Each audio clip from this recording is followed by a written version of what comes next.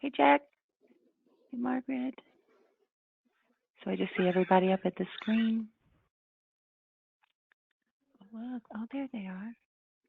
Oh, we got a good number. That's awesome.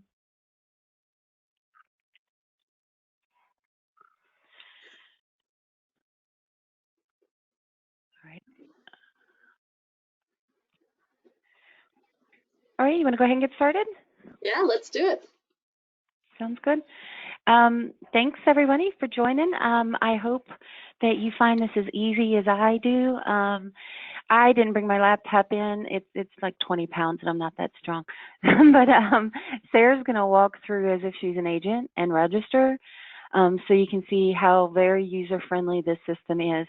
If anything, you want to kind of jot down, or maybe in the recap, Sarah can include the website to get to the Earnnest with 2Ns.com, so that you get to this screen here. In the beginning, weirdly enough, it was hard for me to, find it. So we'll provide that, and then it's easy peasy from there.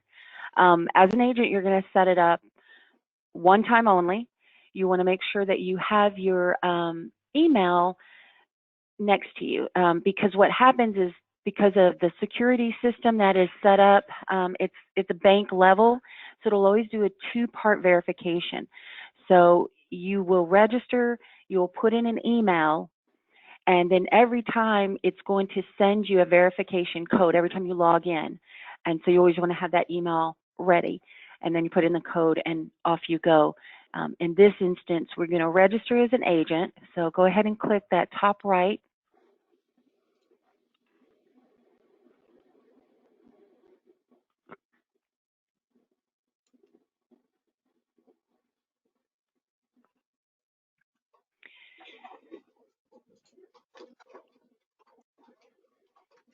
And again, once you've registered, that's the only time you have to do it. But just know every time you're going to get that verification code.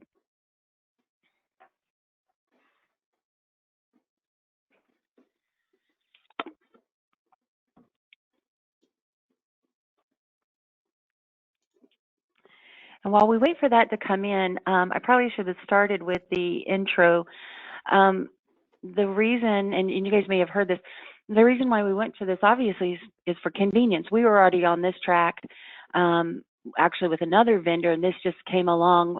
Fortunately, it just is more user friendly. It just all the way around was better business for us.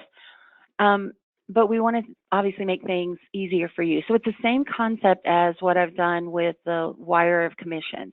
Your time is your money, and to save you in any way from driving here and there, or worse, waiting for the mail or get lost in the mail, whatever the case may be, we just found this as a nice complement to that service just at the forefront. So go ahead and enter your information. Sure. And Sarah, I think you're only going to be able to do this once. I think because of their verification, it won't let you do it for other webinars. So the next one we'll have to get somebody in the audience participation. And their info and stuff. Okay, awesome. Yeah. So again, this is if your Earnnest money is being held by REMAX Executive. It's not a requirement. It's just an extra service. And quite frankly, it allows us to track it so that then Executive Title can, once we get the title work, we can give your buyer that $15 credit on our invoice. If you happen to see another attorney, that's already part of this system, you're welcome to use them. I think Hank and Pack at one time was going to consider or did register for this service. So if you did see them or another preferred attorney, just understand, and you prefer for them to hold the Earnnest money, just understand I have no way to track that and put that credit on. I don't get any notifications like I do this going this way. So that's the preferred, a little bit smoother way. Reach out to me if that attorney that you choose will send us the title work that's still meeting the same end goal. I can make that decision and pop that on. It's just catching it ahead of time. So I'm definitely willing to do that because, again, that's my end goal involvement is service oriented. So you're registered. Boom. So That's it. That is literally it. Now on this screen, what is nice, once you use it, it starts compiling a list of your most recent properties. And that's why you see this search button at the top, filter by address. So let's say you're booming and you've got 2, 3, 4, 5 times that you've used this, and you want to come back and double check on something. It's a smart, what they call a smart search. You can click in any part of it. So even if you can't remember the exact number, but you remember the street name, you can pop that in. It will, try to be as smart as it, is capable of being. And then you can select that property. Now, I'll be honest, here's what I'm not 100% sure of. I think that as an agent, when that property pulls up at the top right corner, you'll see a little I for information, and it will give you kind of a gist of when it was requested. What I don't know is if it tells you the progress. All of the admins and myself and Kyle, we have access to all of the dashboards. So if for some reason your admin is having trouble logging in or is out on vacation, you can come to one of us to just say, hey, I just want to double check on this. Did the money, come in? You should not have to do that, because as the requester, you are automatically going to get the alert that the buyer has sent the money. You should also get the second, I'm not sure if you get the second one that says it's been deposited, but you're definitely going to get that alert or email that the buyer has sent the money. And Karush has said on a previous webinar, he's, told the admins, that is when you can find whatever documentation that might be required, that we do have the money. Even though it may take 3 to 5 days to actually deposit into our account, that's no different than if we took a paper check to, the local branch or whatever the case may be. So I do know that was the last thing that he said to the admin. So you have that. Along the same lines, there is a fee that is separate from the earnest money. So if you're talking about the lenders who might want that information that, hey, it's been sent, or maybe they, want the signature of who's holding it. If they need a proof or a letter of intent, we should be able to give that to you, and hopefully you can also see that at the bottom of the screen. Once that person has sent it, towards the bottom of the screen, it'll be a green button. It's really simple. You can't hardly miss it.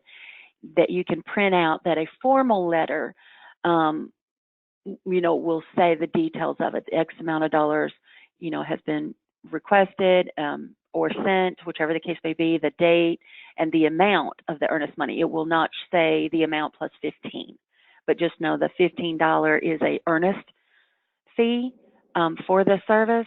Hold on one second. And that is what executive title will, reimburse the buyer for. There's no RESPA violation because it's a direct credit to the buyer. And like I said, I'm very open. If whatever attorney you talk to will send that particular one to me, hey, it's still the same end goal. So I'm happy to do that. I just have no way to track it. And so that would fall upon you or the attorney, maybe when they send it over to be done, make some sort of notation. So that's that. Do you want to walk Any questions so far? Did you say something? So there's a question in the chat. So the buyer pays the $15 up front, and then and then you reimburse at closing.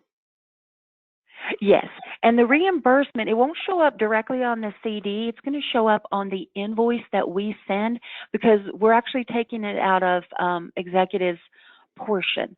So again, there's no North Carolina Department of Insurance violation because we're taking it out of our proceeds. So it'll show up on that invoice. I'm happy, to send that to you each time. The attorney will get the invoice, and we've notified our partners, hey, this is something that we're doing. Of course, like you guys, they have a million other things that's a little higher priority, but you're always welcome to call me, email me, and I'm happy to pop that on. We have a system that daily Nancy Kennedy, who's our marketing specialist, she receives a daily report of the orders that we've opened. And then every time that I receive a notice that somebody has used the service, she checks it every single day. So the following day, because as you can imagine, there's several weeks in between. Typically, there's a good bit of time in between when the earnest money is received and when it actually, closes. So she checks each day so we can try to stay ahead of that. Things happen. If we miss it, I cut a check. I get it to the buyer, one way or another. And then question in the chat, if the transaction falls through, does the buyer lose the $15? Yes. Yes, okay. Any other questions? We kind of wanted to walk through the actual request portion of the process. Obviously, the account creation was pretty simple. And yes, we'll go through the app. You could probably put my address in, and then Can I ask you one question? I didn't quite get that. You said it doesn't show up on the HUD as a credit? I don't believe they will show that, because what happens when you see an invoice come from us to the attorney, that invoice is going to show $15 credit, earnest reimbursement, and then it'll show there. So it's taken off the total of what they're putting on the CD. Now, you might be able to ask the attorney either for a copy of the invoice, or is that something that they can put on there? But when they get a total amount that's due to us as the title company, and that credit is taken off that total amount, because it's coming out of our proceeds. So we're just collecting $15 less than we typically would receive. We're not shorting, our underwriter and any of that mess. But how does the buyer get the money if it just comes off of your side? Because they're not paying that $15 that they normally would. Huh? It doesn't show up as a credit. I don't really see how that would work, but I guess. Well, it is a credit, because otherwise they would pay literally $15 more on the title insurance premium. And that's why I say I have absolutely no problem, providing that invoice to you as well to show, hey, here's proof of where it is. Now, if you have a persnickety client who would prefer me send them a check afterwards, no problem. I have no problem doing that, because it's the same end goal. The attorney then will just send the full amount, and then we'll just cut a check. We're not going to do that kind of across the board, but I do understand sometimes you run into some people who, they need to see it one way or another. So I think where the confusion is coming from, so Executive Title is the one that is providing this service of Earnnest. And so with that, the goal is to send Executive Title business. And so they're partnering with the attorneys that we have on our approved attorney list. So when you're using Earnnest and you send the funds to Remax Executive Title will reach out to the attorney that you're using and try to provide them with the prior policy or the title policy. And Allie, correct me if I'm misspeaking. But so when they do that and the attorney relies on Executive Title for their title coverage, that's where the credit would come in, because the clients would end up having to pay for title coverage wherever they go. If they use Executive Title, they'll be able to put the credit on that title cost. Right. It's actually in addition. This $15 is in addition to any what they call reissue credit, like what you just talked about. If we are fortunate, or the attorney instinctively is going to look for a prior title policy, because if it's within 15 years in North Carolina, if it's within 15 years, even if it's a prior owner, but it's that same property, they're going to automatically get a reissue credit that a lot of times is a couple $100. It's very significant. That's going to happen regardless of who is used, whatever title company is being used. This $15 to reimburse you for the Earnnest is directly because by any means, whether it's using an approved attorney or somebody that you've convinced to send us the title work, that is the only way that I can give a credit without violating North Carolina Department of Insurance regulations, because the credit is going directly to the buyer. I'm not taking it off of the title insurance amount. So when they say that North Carolina and South Carolina are regulated and everybody's fees, everybody's fees are the same, all that means is all of the underwriters and the Department of Insurance have said, I can't go and dicker down my costs and try to beat out, all my competitors. You can't do that with rates, but you can take out of what your portion of that would be. So that's what we're doing here, because it is a service. And then again, there's no RESPA violation because the credit is not going to the agent, it's not going to the attorney, it's going directly to the buyer. And that's why hopefully this makes sense. That's why it has to be on our invoice of our service charges minus the 15. And we always end up typing, I think it's Earnnest reimbursement taken out of agent's portion, so that, when I get audited, they say, oh, okay, you didn't slight the underwriter, you're playing within the rules, you're good to go. But again, if you feel more comfortable, or if you have a client that feels more comfortable receiving the check after the fact, I can do that. We're just not going to do that on a whole basis, because then there's the cost of having somebody cut a check and mail and all that stuff. We don't want things to get lost in the mail. That was kind of the whole purpose of these types of services.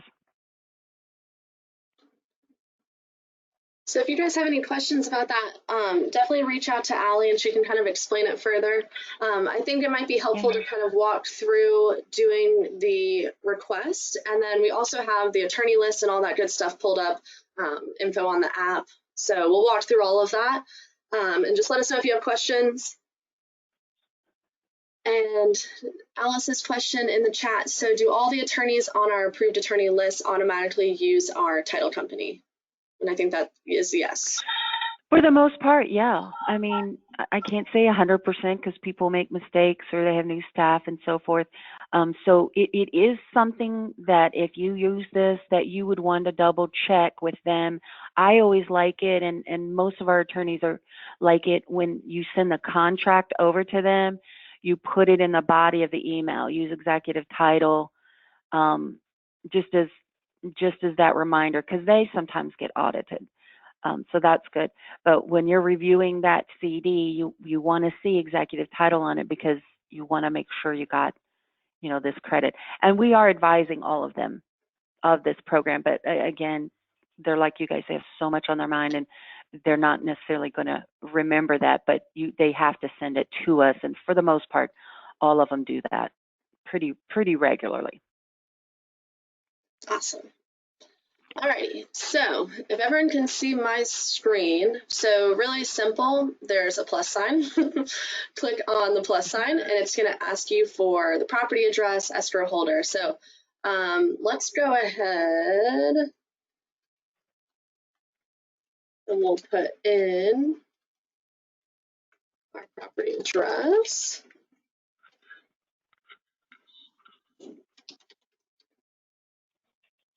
Perfect. And here's an important thing. She's got a North Carolina property. It is only going to pull up North Carolina trust. Just like if you put in a South Carolina, it is only going to pull up South Carolina trust. So you'll see in a second, there's just a limited number of options. So you hopefully won't get too overwhelmed. And so select an escrow holder. And so really all you want to start doing is typing in RE/MAX, and it does have the slash. RE/MAX executive. And so you'll notice, to Allie's point, there are a few different options. So obviously ignore any other RE/MAX franchise, that is not us. But when it comes to RE/MAX executive, it's going to give you the North Carolina trust options because we put in a North Carolina property address. And so Correct. If you are a Lake agent, you would select the Lake office. If you're Gastonia or Albemarle, you select your specific offices. Everybody else will just select RE/MAX executive. And so I know that's a little confusing, but unless you are a Lake, Gastonia, or Albemarle, select RE/MAX executive. And if this gets messed up, we can work with you. But so it'll have your escrow holder here. And then do you have the mobile phone number and email of the person who is paying? So if you don't at that moment, you can hit no. If you do, you can hit yes, and then go ahead and add it in. And then hit save. And it's going to bring us back to our main screen. Any questions so far? Really simple. From there, you're going to want to Very user-friendly. Yeah, it should really only take you a few minutes. And then you're going to want to add in the buyer's information. So I'm trying to think of who I can use that is not already registered. I'll just use Al Delpino.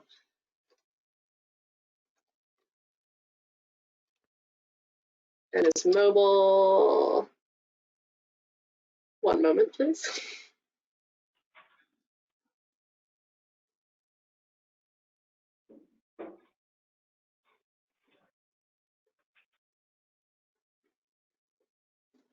And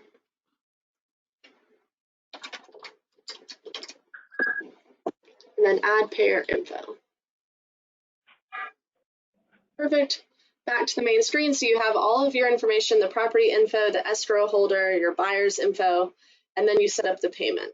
And so when you click on that, it's just gonna, obviously, you can label it if you wanted to. We'll just say, actually, so let me type. I think that's the amount. It'll just be it. Oh, okay. Sorry. So maybe it is $5 million. $5 million, Al. Thank you. We'll do 1,500. Oh, 1,500. And then recipient. So it'll tell you on here as well. So Al will obviously receive the email notification as the buyer, myself as the agent, and then Remax executive. And that's where your admin will get notified, accounting will get notified, just so we know that, and Allie with title will get notified, just so we know what's kind of coming in. And then you can also add additional recipients on here as well. So if you wanted to put the loan officer to Allie's example, or maybe it's a husband and wife and you want the other person to receive the notification as well, whoever you need to. The seller, yeah, exactly. So you can add that in if you need to, and then you just hit save. And then when you're ready to, and so you can set this all up in advance, and then when you're ready to, you can hit the request button and it will send the request to your buyer and have them kind of follow the prompts to, and maybe Allie, you can speak a little bit more to this, but essentially it's very similar to like the Venmo or the Zelle, where it links to your bank account, but it verifies that the amount is in there. It has a whole bunch of back-end security, so it's not actually taking your client's banking information or anything like that. It's a temporary plugin to their account to verify the funds are there and then to start the transaction of the payment. Correct. That's actually well said. If you want to think of it like a bridge, it's not extracting any information. It's putting them to where they would normally log in. So they will see the exact same online login information that they normally would, put in their password and so forth, and then off you go. Now down here at the bottom, email me proof of intent. So intent being the key word. This may not be what the lender wants at this moment. And what I'm not 100% sure, and I don't even know how I can test it, but this same thing possibly is available when they actually send it. But again, if you add that loan officer or whoever the processor is on the account, they'll get that email notification when the money is sent. And that is when your admin, I should back up a second. Don't hit the request until you get the thumbs up from your admin. The admin needs to have the contract, look through it fully to make sure, everything's good to go. And then you can hit the request. But anybody listed there, and again, if you want to add that loan officer, they're going to get this notice that says you've requested it, but they'll also get the second one that Al has actually sent it. And that is where it won't be the actual letter that their underwriter might want, But when you go back in, it may give you this option for a more formal letter of sent. I don't know if it says intent. It probably says letter of payment sent, something along that lines. Mm-hmm. And I think it's really important because I've had quite a few agents that have been using this platform. When your buyer goes in and kind of completes the initial step or the final step for them, I guess, of making the payment, everybody should get a notification. And so if you're not getting a notification, something probably went wrong or they didn't finish the payment process. So you should get an email notification right away. As soon as they go through, they link up their bank account and they submit the payment. And so Sharnika asks, so funds will remain in earnest until closing, or whoever is requesting needs to be the escrow holder. Now say it again. The question was, funds will remain in earnest until closing. So Earnnest. No. It comes to us. Yes, it's coming to the bridge. Remember the bridge, just like they're bridging over to, when the buyer makes it, just like they're bridging over there, they're transferring money to us within 3 to 5 days. Mm-hmm. That normal banking process is going into our trust account, and so we hold it, and then you just go like you normally do on your transaction report, and the closing attorney will be noted that RE/MAX is holding the EMD. Yes. So to answer your question, RE/MAX executive would be the escrow holder. So the buyer would be the one paying the money, the Earnnest money deposit, and then perfect. And then RE/MAX executive would hold it. And then once we have the closing and everything, that's when we would process that. And that's what the letter should say. Again, for underwriters' perspective on the banking side, they're the real scrutinizers. So loan officers and processors are gathering information ahead of time, including this. So when they're asking either for a signature from your admin, they can sign whatever document once they get that second notification that Al has made his payment.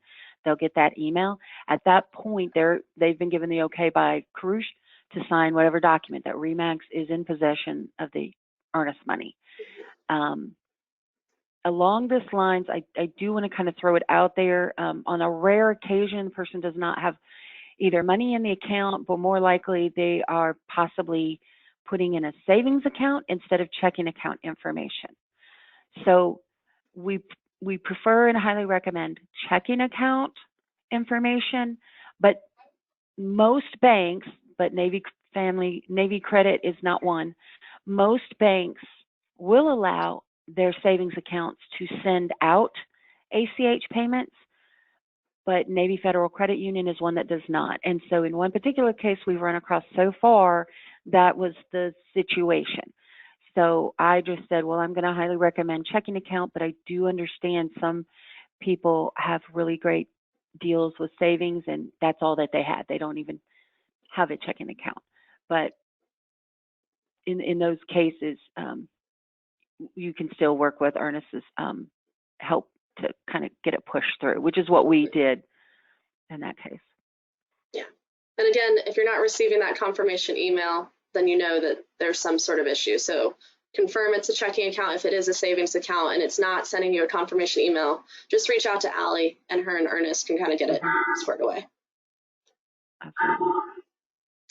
Okay, so with that being said, I'm going to jump over to the app. And so if you go to https app.earn, and it would help if I could spell Earnnest correctly. I just put it in the, I just put it in the chat.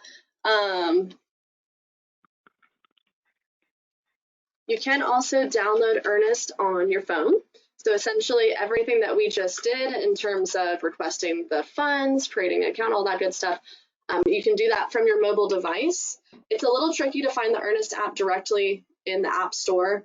So I recommend going to the link I just put in the chat and then downloading the app from there.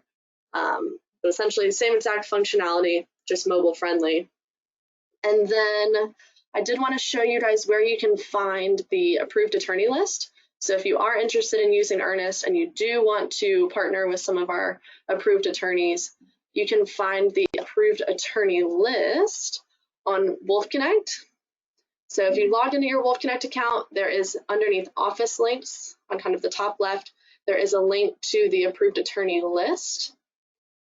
There's also, for those of you that are using the agent portal, you can go into the agent portal under affiliates and partners. Whoa. And under executive title, there's an approved attorney list link here as well. So both will bring you to this. And so Allie has a long list of partnerships with all of these attorneys throughout North and South Carolina. Allie, I don't know if you want to speak on any of that. Yeah, absolutely. Thank you. And again, just a reminder, when you do choose one of these approved attorneys, you get the benefit, of course, of the commissions being wired or delivered on your behalf. So I will say this, Dole and Wallace, they are literally right next door to us.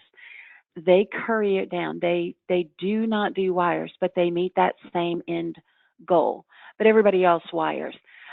Everybody with an asterisk is licensed in North and South Carolina. All of their office locations are listed here as well. So if there's a more convenient location, you can choose that.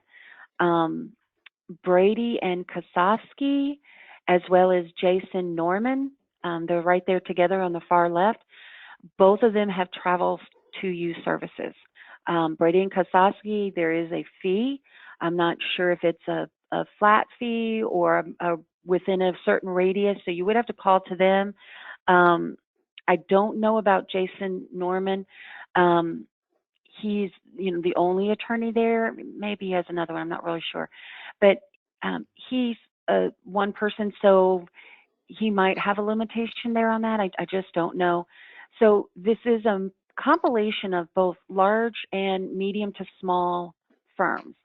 To be quite frank, we found the smaller to medium firms are more they're more in tune with seeing the growth, which is what the sales pitch from me to them is hey, we have a huge volume of agents that do a lot of work in the area. And, if you can do this wire service, even though it costs you and it costs me, we're better for it in the long run. And we can really, have a great relationship. They're more receptive because they can see it coming in than some of the larger ones that are on here. Now, the benefit of some of the larger ones on there, they're working like an assembly line. And if you've got clients that are just in and out, let's go, bing, bang, we've done it 1,000 times, you might want to choose them. We tried to get a mix of people, and Nancy Kennedy, again, our marketing specialist, is a good resource, or myself, to call and just say, hey, this is kind of the temperament of this particular client. Who would you recommend? We try and we feel very strongly that when you match up the agent and their client's expectations with how the law firm's practice is, you'll have a lot less frustration. If you want more communication, or your buyer wants more communication than you typically see, you want to go for certain firms like Baker Law or Jason Norman, a couple of the smaller ones that have that ability, to be more responsive. Whereas some of the others, again, they have like assembly line. So you may talk to 2 or 3 people depending on what stage your closing is in. And that's just, unfortunately, the nature of how they have to do it when they get to a certain level. But we would love to pair you up. Right now, most of our attorneys, at least on this list, are just in the Charlotte market. South Carolina, unfortunately, it's not a real great fit for us, although we have several here that are South Carolina licensed. Generally, most South Carolina attorneys have their own title company. And some of these have their own title company. They just choose to continue their partnership with us, like Frick, Trent, Lizio. They have their own title company. They're actually losing money on a South Carolina deal that they send to us because they're invested in, a long-term relationship. But, Pearson Law, or, maybe some others that you do a lot of work with, they're never going to send us the title work, which is our end goal, because they can keep it in-house. So that's that situation. If you're in our other outlying areas in North Carolina, like the mountains or the Wilmington, Wilmington, we do have a very strong relationship with Eugene Davis. He's not listed here because we have a separate list for our outliers. We're working on the mountains. That's like our next focus. So we might need some people's help with that, but we do have those. They're just not listed here because I didn't want to confuse people in the different markets. Awesome. Well, do you guys have any questions on Earnnest or the approved attorney list, or just any general questions for Allie with executive title? Yep, just email me. Let me type in my email.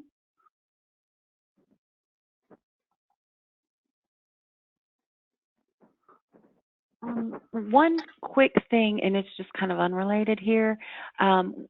If you are a good supporter or you want to become one, a lot of times the lenders are going to ask you who's doing your title work or what title company are you using, especially if they're a national company. They're not familiar with North and South Carolina being attorney states, meaning everything funnels through the attorney. So some great new people that have come on board want to, join the family and support us. It's wonderful. They're telling the lender executive title, and so they call me, and I, have to let them know so and so is the closing attorney. That's who the lender is going to send the title request to. That starts the whole thing.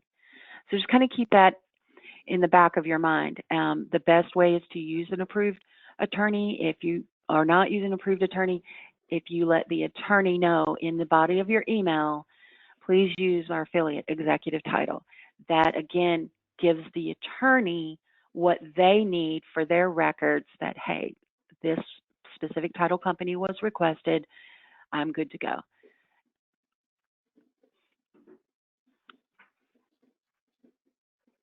Alrighty. And I think that's it. We'll send out a recap and some links and things like that, but if you think of anything else, just let us know. That's everything that we have for you guys today. So I hope you enjoy the rest of your day, and let us know if you need anything. Thanks for coming. Thanks, guys.